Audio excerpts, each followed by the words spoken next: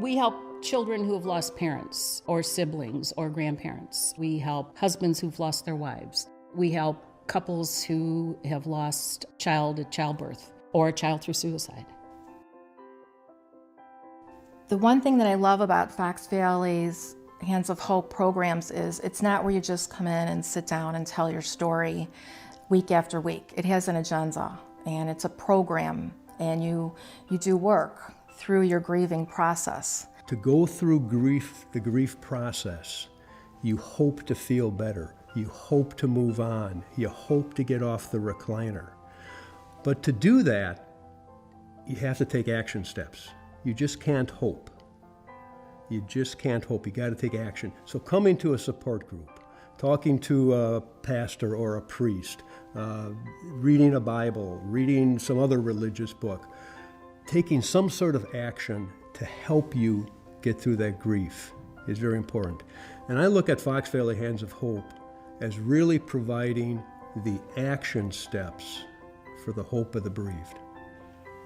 My job is to educate them on this is normal, what this is called grief, and here's what it is, and here's how grief impacts your mind, and here's how grief impacts your body, and now here are the feelings that come of grief, and what do we do about the feelings, and how do we cope through those feelings. And so I think that grief education, that identification, and really expression of feelings, and then healthy coping skills is really the goal when it comes to grief work, individually or in groups. Project Hope is our school-based support for students really aging anywhere from kindergarten all the way through high school, that we provide for students who have experienced the loss of someone that they love.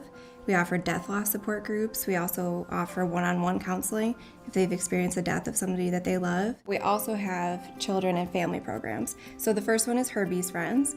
And Herbie's Friends is for families who have a child or children between the ages of 5 and 18. And they come together with other families who also have children, and everyone there has experienced a loss of someone that they love. And so the loss may be the family's parent, grandparent, a sibling, a close friend, another relative, and whatever that family support network looks like, everyone's welcome to come. We also have Grief Takes a Hike, which is our annual summer camp for families. We do a lot of activities to honor and remember our loved ones. We do a lot of rituals, a lot of family activities to remember and honor our loved ones, but we balance it out with fun camp things. So there's still campfires and s'mores and family relay race. We go to the beach. So it's a lot of fun, but it is a nice balance for both things for families. We've done 3 things so far: the camp, the Herbie's Friends together, and then I've been doing the Pathways for that was just for adults, for spousal loss, and I'm just finishing that up now. I love it. I don't want it to end. I really like the program. The facilitators are wonderful, and some of the people that I met in Herbie's Friends are also in my Pathways group too, so it was nice to see familiar faces and be able to open up. Everybody has their own story, but everybody's kind of in the same situation at the same time. All grieving, all pain, loss, it's like a fingerprint. It's different for every person. There's no level, it's not categorized. One death should not be mourned more than another. A loss is a loss. We don't know how to handle grief in the society, and this is what this organization does, is that they reach out and to help the community like this to anybody, and it's free, so it's amazing. It's just amazing. Every person I meet, whether they are a survivor or they are a volunteer, to me they are heroes. The main role is a patient care volunteer working directly with individuals. And I visit them, sit, talk with them, I get to know them, I listen to their stories. They get to hear my stories. They're very fascinated on daily activities because they don't get out as much and aren't able to see and do the things that we do. So just coming to be with them really makes a tremendous difference. The joy I get from being involved with Hands of Hope and with giving and being involved with patients is worth its weight in gold. It's something that is so deep and personal, it's life-giving. Even with those at the end of their life, they're giving life to others. I've been a volunteer with Fox Valley Volunteer Hospice in its previous incarnation for 25 years.